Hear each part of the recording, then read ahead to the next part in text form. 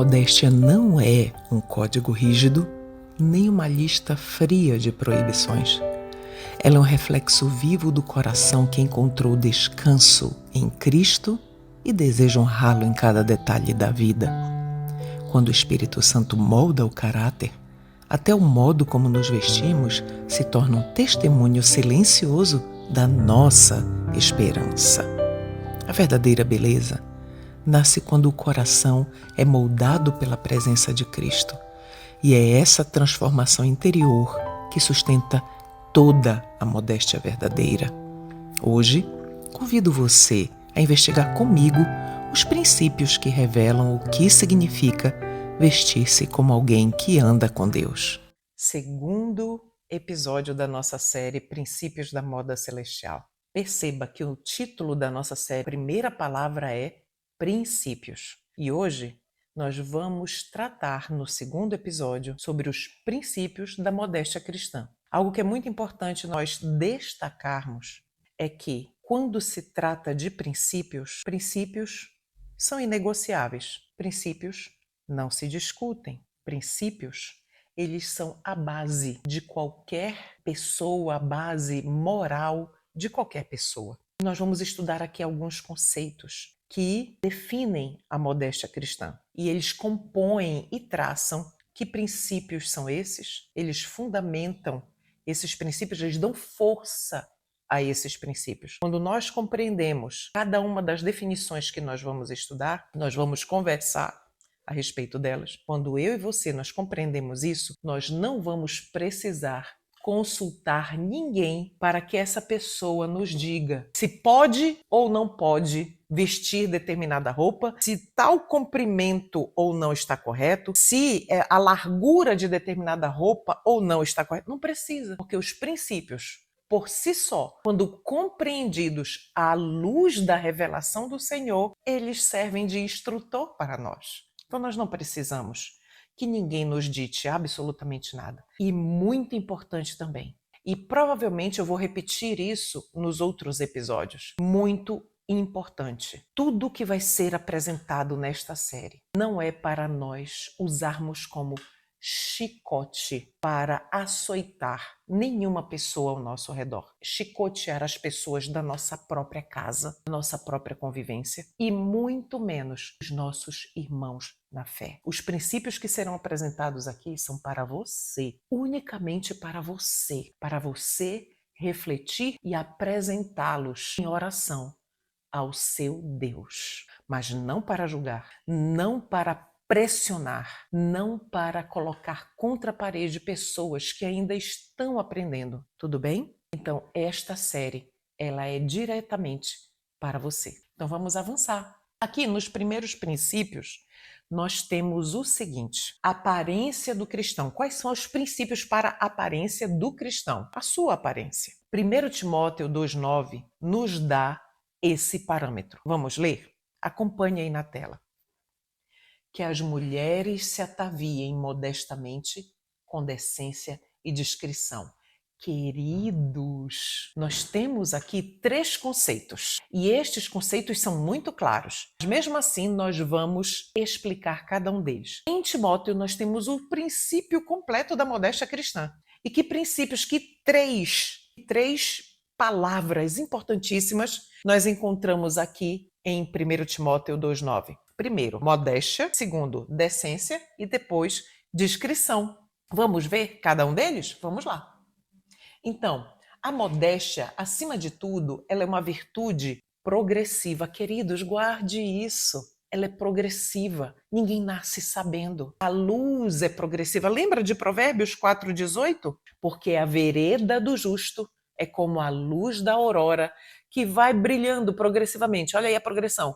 Vai brilhando cada dia mais até ser dia perfeito. Então, a modéstia não é diferente de nenhum outro aspecto da caminhada do cristão. A modéstia é uma virtude progressiva. E o que é que ela é? Primeiro, acompanhe aí na tela.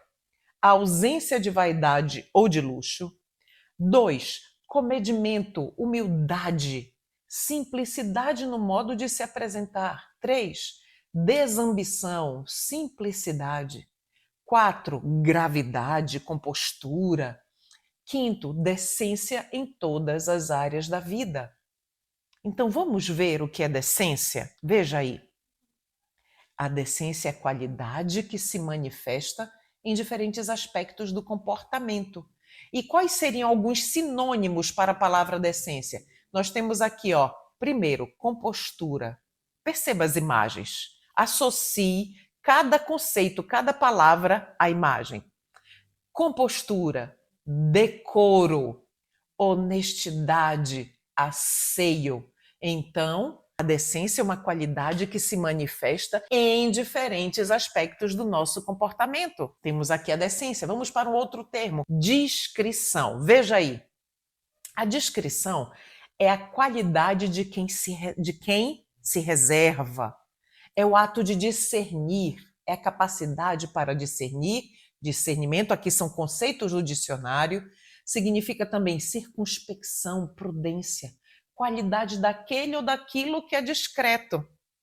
Reserva, uma pessoa discreta, ela não é uma pessoa espalhafatosa, não é uma pessoa que se veste ou se comporta para chamar a atenção das pessoas. Não, não é. Ela é discreta, ela é simples, é reservada. E nós temos aqui, olha só, esses 3 princípios são válidos para todos os aspectos da vida do cristão e para a aparência, seja do homem ou da mulher. Seja homem ou mulher, estes são os princípios para todos. Tudo bem? Então, novamente, a aparência deve ser o que tem aí na tela? Com modéstia, decência e discrição. Nós precisamos, então, nessa nossa caminhada, para compreender os princípios da modéstia cristã, que é o tema do nosso episódio de hoje, para compreender, nós precisamos passar um pouquinho, voltar um pouquinho, na verdade, no tempo. Queridos, todos os princípios para a vida, para a saúde, para um estilo de vida equilibrado, ele começa, tudo está contido ali no Éden. Se você for ao Éden, você vai entender os princípios da verdadeira modéstia cristã, os princípios da verdadeira educação, os princípios da verdadeira alimentação. Entende? Tudo está no Éden. Todo o estilo de vida que o Senhor Deus espera dos seus filhos aqui, hoje, se nós olharmos para o Éden, nós vamos compreender tudo o que o Senhor quer que nós vivamos hoje no presente. Então vamos agora analisar um pouco a respeito das primeiras roupas. Veja o que diz o livro Parábolas de Jesus na página 166. Luz bela e suave, a luz de Deus, envolvia o santo par. Esse vestido de luz era um símbolo de suas vestes espirituais de celeste inocência, ou seja, as roupas que eles trajavam eram um reflexo daquilo que eles tinham por dentro. Eles tinham o que no interior? Celeste inocência. E a roupa deles, o vestuário deles, refletia exatamente o que eles viviam no interior. Entende? Está claro isso? Então vamos avançar. Mas aí o que acontece? Entra o pecado. Pecado, transgressão da lei, separação de Deus. Então aquelas roupas, elas representavam, eram um símbolo de quê? Da sua celeste inocência. Mas agora, com o pecado, a celeste inocência não existe mais. Não existindo a celeste inocência, algo no interior deles assumiu o controle, assumiu o lugar. Vamos entender? Cobriram-se com vestidos de sua própria feitura. Por suas próprias obras, procuraram encobrir os pecados e tornar-se aceitáveis a Deus. Parábolas de Jesus também, página 166. Então, o que foi que Adão e Eva fizeram depois que eles perderam a inocência celeste? Eles procuraram se cobrir com vestes da sua própria feitura, algo que eles tiraram da sua própria cabeça sem consultar a Deus. Foi isso que eles fizeram. E ao fazer isso, não deu muito certo. Tudo que nós fazemos sem Deus tende a não dar certo. Então, qual era o objetivo? O que é que o texto nos diz? Qual era o objetivo deles ao fazer aquela veste? procuraram encobrir os pecados e tornar-se aceitáveis a Deus. Quando nós escolhemos, sejam vestes, seja qualquer outra coisa na nossa vida, que não está em harmonia com os princípios celestiais, e nós estamos aqui estudando sim princípios, quando não está em harmonia com os princípios do céu, qual é a tendência? Que não vai dar certo. É a tendência de desagrado ao Senhor, e nós nos iludimos de que estamos fazendo algo que está correto e agradável ao Senhor, totalmente o contrário. Percebe? Então vamos avançar. As folhas de figueira. O que representavam aquelas folhas de figueira que Adão e Eva se esforçaram tanto para cobrir partes do seu corpo? As folhas de figueira representam a roupagem usada para ocultar a desobediência. É a meditação matinal Vidas que Falam. Queridos, olha só. As folhas de figueira representam a roupagem usada para ocultar a desobediência. Aquilo que é de feitura humana sem consultar ao Senhor é usado para quê? Ocultar a desobediência. Você está conseguindo fazer a relação que nós estamos lendo? O que nós vamos fazer aqui durante esta série é exatamente o que o Senhor Deus revelou por meio da sua serva. O que é que ele nos disse? Ele disse que todos nós, tanto nós adultos como nós deveríamos ensinar isso aos nossos filhos, que nós precisamos pensar da causa para o efeito. Nós precisamos pensar por nós mesmos e não terceirizar os nossos conceitos, permitindo que outros pensem e decidam por nós. Quando nós pensamos da causa para o efeito, ninguém nos engana. Muita atenção aqui.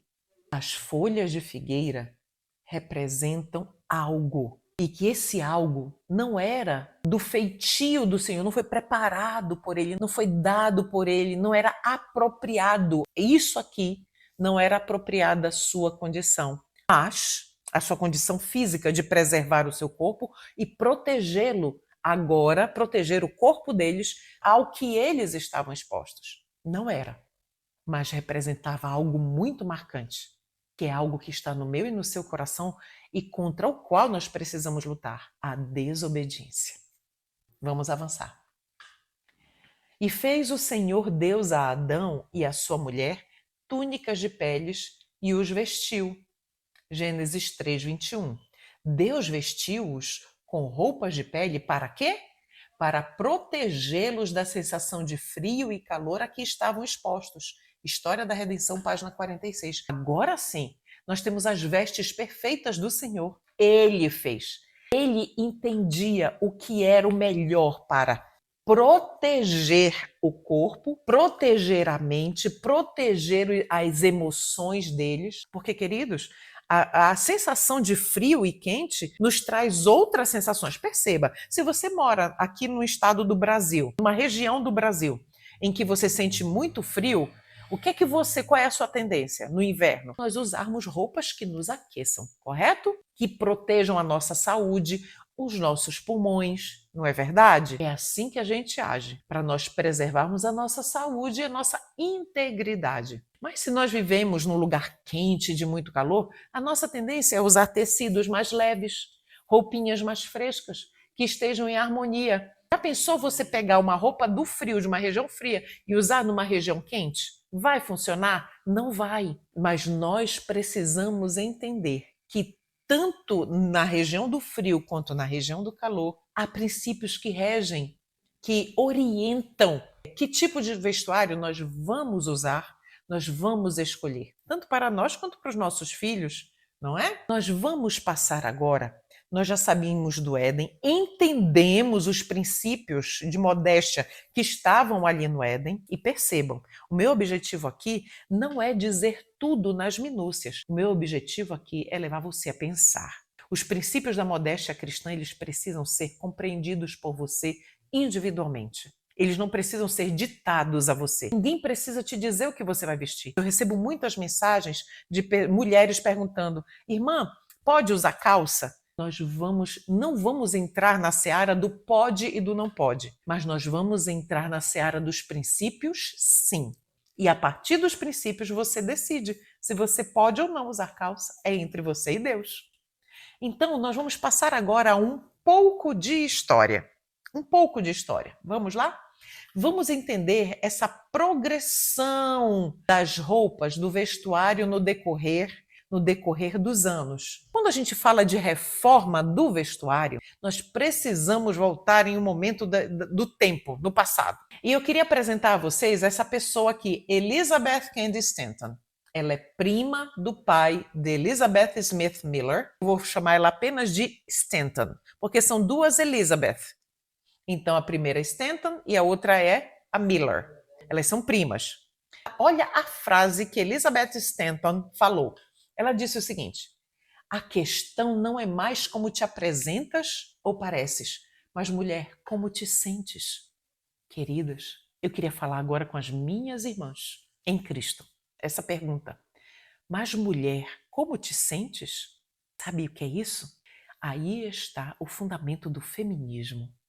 O feminismo, o que é que ele prega? Não importa a opinião de ninguém. Você é livre e nem de Deus, tá?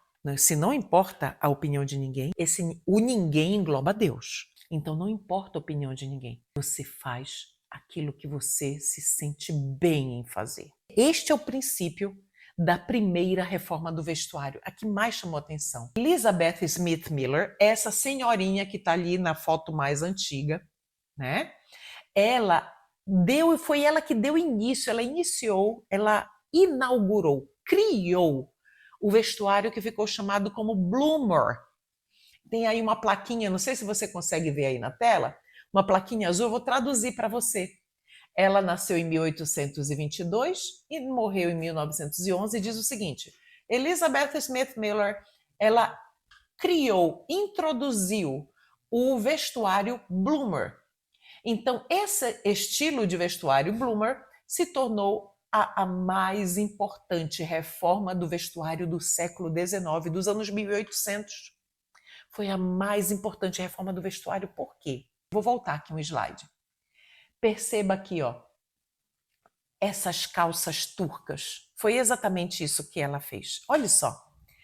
Elizabeth Smith Miller, ela estava um dia junto com a sua prima em sua casa e ela recebeu a visita da amiga Amélia Bloomer. E a Amélia, quando ela chegou na casa de Elizabeth Miller, ela chegou vestida com uma calça turca. É exatamente essa que eu estou mostrando agora no slide. Era uma calça levemente bufante, com um vestidozinho por cima, na altura dos joelhos. Quando Elizabeth Miller olhou para ela, ela achou fantástico aquele vestuário. Ela ficou empolgadíssima. Então, Amélia Bloomer, ela tinha essa autonomia, porque na época algo que era muito raro na época, era que uma mulher tivesse um jornal. Amélia Bloomer era dona de um jornal. E ela divulgou esse vestuário, inclusive essa peça de vestuário, esse estilo de vestimenta no seu jornal. Essa reforma do vestuário, acompanha aí. Ela foi por toda a sua vida uma defensora, Elizabeth Smith Miller, foi por toda a sua vida uma defensora e patrocinadora do movimento dos direitos da mulher. A reforma do vestuário era um foco significativo de preocupação entre as recém-ativistas dos direitos da mulher. Quando a gente fala de direitos da mulher, era a expressão que era usada antigamente. Atualmente, uma expressão mais atual é o feminismo. Então, esta mulher, com a sua prima Elizabeth Cady Stanton e Amélia Bloomer, eram defensoras dos direitos da mulher ou feminismo. Agora perceba, olha aí nessa imagem. Os homens, entre 1670 e 1680, aqui mais ou menos, olha o estilo de vestuário da nobreza masculina, digamos assim, da época. E olha aqui as mulheres na mesma época do século XIX, né, que quando iniciou a reforma do vestuário. E essa reforma do vestuário que iniciou no século XIX, nós vamos caminhando com ela até os dias de hoje. Mas vamos ver agora, década por década, as mudanças no vestuário. É importante que nós analisemos por imagens essas mudanças para nós entendermos o que aconteceu e por que está do jeito que está hoje. Então vamos lá. Primeiramente, o Senhor Deus deu a esta senhora chamada Ellen White uma visão. E uma visão que explicava sobre essa questão do vestuário. Vamos entender? Acompanhe. Minhas visões pretendiam corrigir a moda atual, os vestidos longos demais que se arrastam pelo chão, bem como os vestidos curtos demais que chegam à altura dos joelhos e que são usados por certos grupos. Foi-me mostrado que devemos evitar ambos os extremos. Vamos pausar aqui, Testemunhos para a Igreja, volume 1. Então, olha só. Aqui, Ellen White está falando sobre extremos. Que extremos são esses? Longos demais que arrastam pelo chão, porque nós sabemos que o chão é cheio de sujeiras, bactérias, tudo que não presta está ali no chão. Então arrastava pelo chão e contaminava a roupa e contaminava a casa. E também os curtos demais, não é verdade? Então vamos lá. Então no livro Mensagens Escolhidas, volume 3, essa visão aqui ela é apresentada. 3 tipos de vestuário são apresentados para a serva do Senhor. Ela vê que apresenta para ela não é uma pessoa, é Deus dizendo para ela como deve e como não deve ser cada peça do vestuário. Vamos analisar? Então vamos lá. Então vocês estão vendo aí na tela exatamente aqui nós utilizamos a inteligência artificial para reproduzir uma imagem de melhor qualidade, mais moderna, mas pequenininho você consegue analisar claramente os desenhos e as imagens da época, como era o vestuário. Então vamos avançar. Olha só. O primeiro era do comprimento segundo a moda, sobrecarregando os membros, impedindo o passo, varrendo a rua e juntando a sujeira, do qual declarei plenamente os maus resultados. Essa classe, serva da moda, grava isso, parecia fraca e doentia. Queridos, por que serva da moda? Porque essa era a tendência de vestuário da época, era o que era apresentado ali. E as mulheres, servas da moda, elas não questionavam, não paravam de dizer, não, tem alguma coisa errada aí. E simplesmente aderiram a essa moda, e ao aderir a essa moda, o que é que acontece? Complicações vêm, sujeiras, né? Varrendo e juntando sujeira, sobrecarregando os membros, impedindo o passo. Tudo isso foi sacrificado em prol da moda. Então, no final, o que é que o Senhor chamou essa classe? De fraca e doentia. Vamos avançar. O segundo grupo, olha, o vestuário da segunda classe que passou diante de mim, veja, Deus apresentou para ela. Era em muitos aspectos como devia ser. Olha só, olha aqui para mim. Perceba que em muitos aspectos ele era como devia ser, ou seja, havia aspectos positivos. Tudo bem? Ficou claro isso? Vamos avançar. Os membros estavam bem vestidos. Olha aí o aspecto que estava correto. Os membros estavam bem vestidos.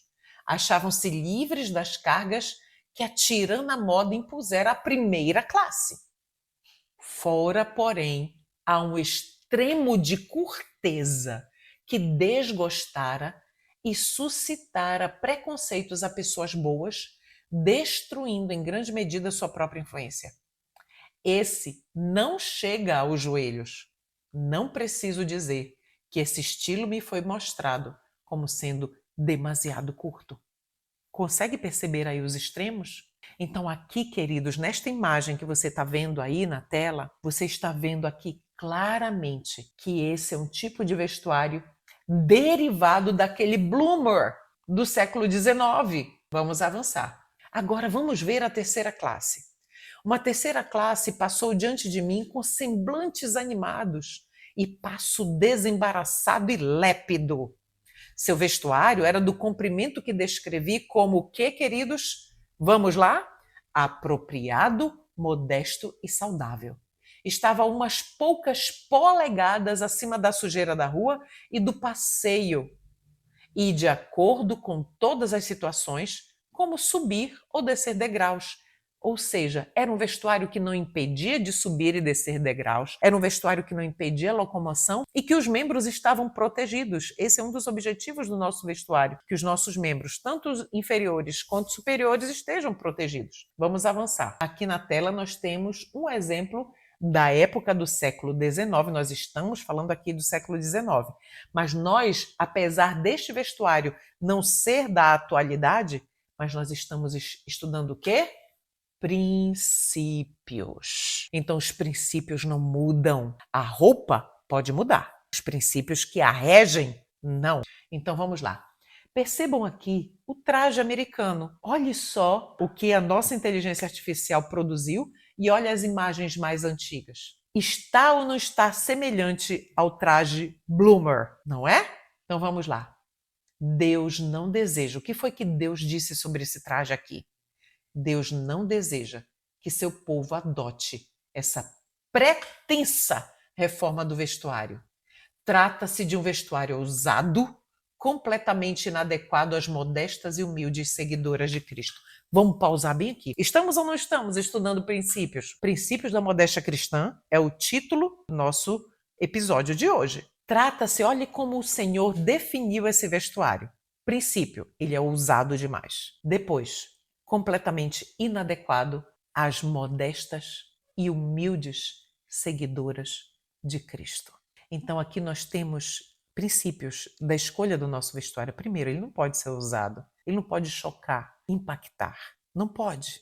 Outro princípio, precisa ser adequado a mulheres modestas, a mulheres que declaram ser seguidoras de Cristo. E mais, o Senhor disse que era uma pretensa reforma do vestuário, ou seja, era uma falsa reforma do vestuário, porque qualquer reforma de vestuário aprovada pelo céu, ela é aprovada tanto por Deus quanto pelos seus seguidores sinceros. Agora, aquelas três pessoas, Elizabeth Miller, Elizabeth Stanton, aqui não entra Amélia Bloomer, mas principalmente Elizabeth Smith Miller. Ela era amiga pessoal das irmãs Fox. Vocês lembram das irmãs Fox? Lembram as batidas misteriosas? O início do espiritismo moderno foi com as irmãs Fox. Então aí nós vemos o movimento feminista e o espiritismo unidos. Vamos entender melhor? Além de desafiar a ordem de Deus expressa em sua palavra, o movimento feminista possui fortes laços com o espiritismo. A senhorita Stanton, juntamente com outras líderes feministas, Elizabeth Miller e Amélia Bloomer, tinham forte interesse pelo mundo espírita. Na verdade, na ocasião em que ela ajudou a redigir a Declaração dos Direitos e Opiniões, que era um tratado feminista, espíritos começaram a bater na mesa. Então, queridos, tudo aquilo que promove uma liberdade sem limites, como o feminismo diz que tem que ter, tudo o que compõe o feminismo e a sua filosofia, a sua ideologia, está em oposição completa aos princípios do céu. Então, nós vemos que tanto o movimento feminista quanto o início do espiritismo moderno, eles estão interrelacionados, estreitamente ligados. E nós observamos isso ocorrendo de forma marcante no século XIX. Então, vamos avançar. Direitos da mulher. Feminismo. Os que se sentem convocados a unir-se ao movimento em prol dos direitos da mulher e da suposta reforma do vestuário podiam romper toda a ligação com a mensagem do terceiro anjo. O espírito que acompanha um movimento, ou seja, o movimento feminista, não pode estar em harmonia com outro. Que outro é esse? A propagação da mensagem do terceiro anjo. As escrituras são claras a respeito dos procedimentos e direitos dos homens e das mulheres. Testemunhos para a Igreja, volume 1. Então, queridos, a Bíblia não somente discerne, mas ela também deixa muito claro os papéis do homem e da mulher. É só estudar as cartas de Paulo. Então, elas são inequívocas, são claríssimas para nós. Então, o que é que o Senhor está nos dizendo aqui? Testemunhos para a Igreja, volume 1, que se nós nos envolvermos com estes movimentos feministas, nós precisamos esquecer a mensagem do terceiro anjo, porque não tem nada a ver com esses movimentos. E nós sabemos que a mensagem do terceiro anjo, ela é uma mensagem redentora, de recriar em nós o caráter e a justiça de Cristo. Vamos avançar. Vi que a ordem de Deus foi invertida neste traje aqui, olha, e suas orientações especiais menosprezadas por aqueles que adotam o traje americano. Minha atenção foi chamada para o seguinte verso. Agora, este verso, ele define tudo para nós. Não haverá traje de homem na mulher, e não vestirá o homem veste de mulher, porque qualquer que faz isso, abominação é ao Senhor teu Deus. Deuteronômio 22:5. Essa citação está em Testemunhos para a Igreja, volume 1. Queridos, é muito simples. Qual é o princípio? Aquilo que foi criado para o homem é para o homem. Aquilo que foi criado para a mulher é para a mulher. Então, algo que foi criado para o homem, vem o movimento feminista e diz não, os direitos são iguais. Então, se tem uma determinada peça que foi para homem, nós vamos feminilizá-la e criá-la para a mulher. E nós temos tanto direito quanto ele de usar. Entende? Atropelando o que o Senhor já deixou muito claro na sua palavra. Então, nós precisamos ter em mente, nós não precisávamos de nenhum texto da pena da serva do Senhor se nós, de fato, levássemos a sério o que Deus está dizendo na sua palavra. Em Deuteronômio 22:5, não precisava. Então, vamos lá. Orientação da criança. Caso o mundo introduza uma moda modesta, conveniente e saudável no vestir que esteja de acordo com a Bíblia, não mudará a nossa relação para com Deus ou para com o mundo adotar tal estilo. Vou pausar bem aqui. O que é que o texto está nos dizendo? Se eu, Cleuma, eu vejo determinada moda, determinado estilo de vestuário e eu me interesso por ele, e eu acho ele bonito, elegante, e que talvez ficasse bem em mim, e essa é uma tendência atual que todas as pessoas estão usando, mas ela não agride os princípios bíblicos. Ela não vai me comprometer no meu testemunho pessoal. O que é que o Senhor está nos dizendo aqui? Então pode usar, não tem problema nenhum. Vamos continuar o texto. Os cristãos devem seguir a Cristo e fazer suas roupas conformar-se com a palavra de Deus. Devem evitar os extremos. Devem seguir humildemente o rumo certo, sem considerar os aplausos ou censura, e se devem apegar ao que é certo devido aos seus próprios méritos. Entende? É por isso que nós estamos estudando os princípios. É por isso que nós não estamos estudando opiniões de pessoas. Nós estamos estudando os princípios do céu para a modéstia cristã. Esse testemunho me foi dado como uma reprovação para as irmãs que se sentem inclinadas a adotar um estilo de vestuário criado para homens. Então, olhando para esta imagem, que foi o que o Senhor Deus mostrou nas visões para a serva do Senhor, olhando para essa imagem, este estilo de vestuário foi criado para mulheres? Sim ou não? Entende? Então, se não foi criado para mulheres, então as mulheres não devem usar. Não é simples o princípio? Não foi isso que o Senhor Deus disse em Deuteronômio 22:5? Foi. Nesse estilo de vestuário, a ordem de Deus foi radicalmente invertida e desatendida às suas instruções especiais. Não haverá traje de homem na mulher, e não vestirá o homem veste de mulher, porque qualquer que faz isso, abominação é ao Senhor teu Deus. Deuteronômio 22:5. Deus proíbe que seu povo adote essa moda. Não é um traje decente e também inadequado para mulheres modestas e humildes que professam ser seguidoras de Cristo. As proibições de Deus são consideradas com leviandade por todas quantas defendem a abolição da diferença entre vestuário entre homens e mulheres. Vou focar nesse último trecho. Queridos, vocês estão vendo essas duas imagens aí, olha? Tanto a do homem quanto a da moça? Homem e mulher. O que é que está acontecendo aqui? Está havendo a desobediência a princípios claros dados na Bíblia. Porque roupa para homem é roupa para homem, roupa para mulher é roupa para mulher. Existem características para um e para outro, tudo bem? Pois bem, o Senhor Deus nos diz o que está por trás dessa decisão de trocar, das mulheres quererem usar roupas de homem e dos homens quererem usar roupas de mulheres. Vamos focar no último trecho. As proibições de Deus são consideradas com leviandade, desrespeito, por todas aquelas pessoas que defendem a abolição da diferença de vestuário entre homens e mulheres. Aqui está a raiz do feminismo, que não tem que ter diferença entre vestuário de homem e mulher.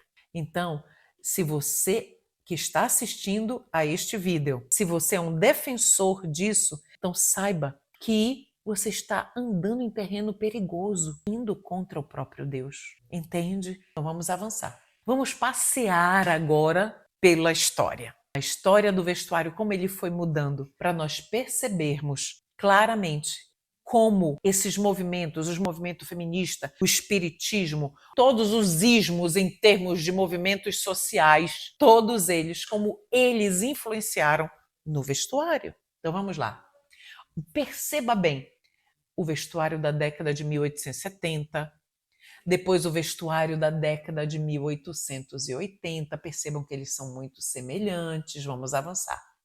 Já começa a mudar um pouco, década de 1890. Olha aqui já os anos 1900, perceba que perdeu em volume, né? Está afinando, ficando mais elegante. Olha o comprimento, tanto das mangas quanto da saia e tudo mais. Perceba que os tecidos vão mudando também, 1910. 1920, olha como o estilo já mudou. 1930, percebam bem. 1940, percebam o comprimento. 1950, além do comprimento, o uso mais de estampas. 1960, na época do movimento hippie, né? Bandas de rock surgindo, fazendo sucesso. Olha só, nós já vimos aí peças de roupa diferentes, comprimento totalmente diferente. Década de 1970, percebam bem, 1980, 1990, percebam as mangas, o detalhe das mangas e o uso do jeans. Aí eu deixo a seguinte pergunta, veja aí, você consegue aí nesta imagem perceber distinção entre as roupas como sendo exclusiva de um ou de outro? Será que Deuteronômio 22:5 está sendo respeitado, está sendo aplicado corretamente aqui? Vamos ler novamente? Não haverá traje de homem na mulher, e nem vestirá o homem roupa de mulher, porque qualquer que faz isso, abominação é ao Senhor teu Deus. Então, a imagem está perfeita para ilustrar o que está acontecendo. Agora, Testemunhos para a Igreja, no volume 1, nos diz o seguinte: há uma crescente tendência de as mulheres usarem vestuário e adotarem aparência mais semelhantes aos do sexo oposto, aos dos homens, e escolherem seus trajes bem parecidos com os dos homens. Mas Deus declara o que, meus queridos? Que isso é abominação. É isso. Então, com isso, nós encerramos o nosso segundo episódio. E aqui o foco foi destacar os princípios da modéstia cristã. Iniciamos com conceitos, analisando conceitos e vendo a aplicabilidade desses conceitos desde o Éden e no decorrer da história. No próximo episódio, nós vamos ampliar isso muito mais. Então, até lá. Nos acompanhe no próximo episódio. Que Deus te abençoe.